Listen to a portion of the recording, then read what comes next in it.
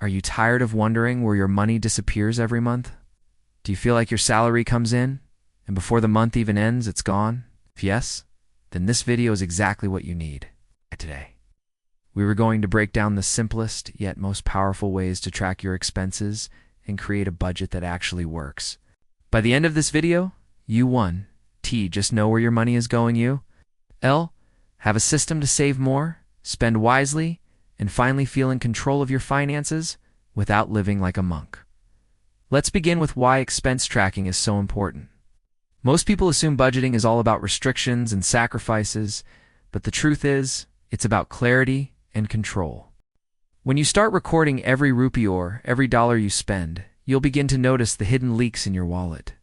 That morning coffee, late-night food deliveries, or impulsive shopping during sales, these little expenses add up silently. Expense tracking shines a light on your habits, and once you're aware, you can start making intentional decisions.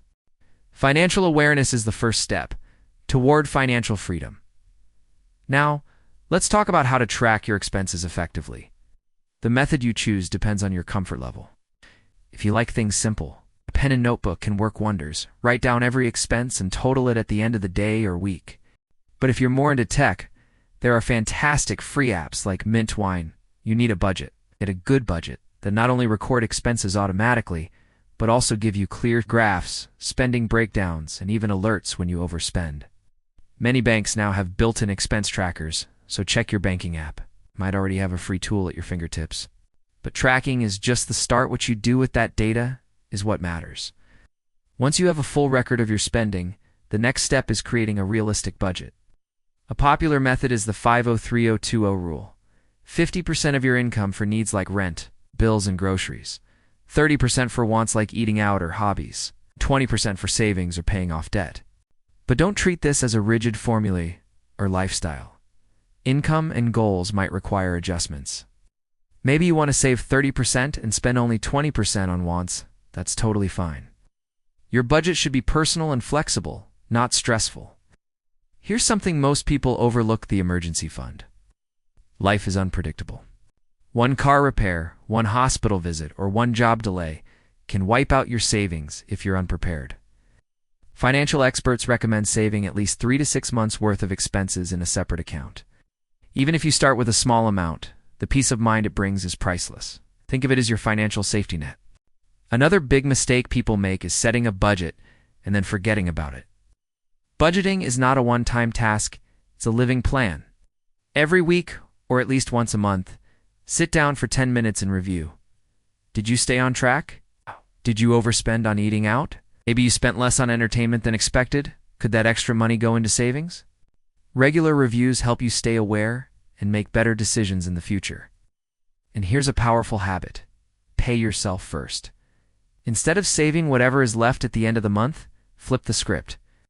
The moment your salary comes in, transfer a fixed percentage into your savings account or investment plan. This way, saving becomes automatic, and you learn to live on what's left instead of the other way around. I also recommend setting small, achievable goals.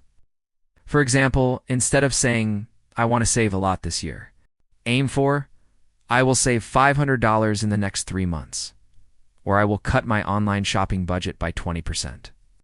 Clear goals keep you motivated and make budgeting feel rewarding instead of restrictive. Another tip that really works is categorizing your expenses into fixed and variable costs. Fixed costs like rent and utilities stay the same every month. Variable costs like dining out, subscriptions, or shopping fluctuate.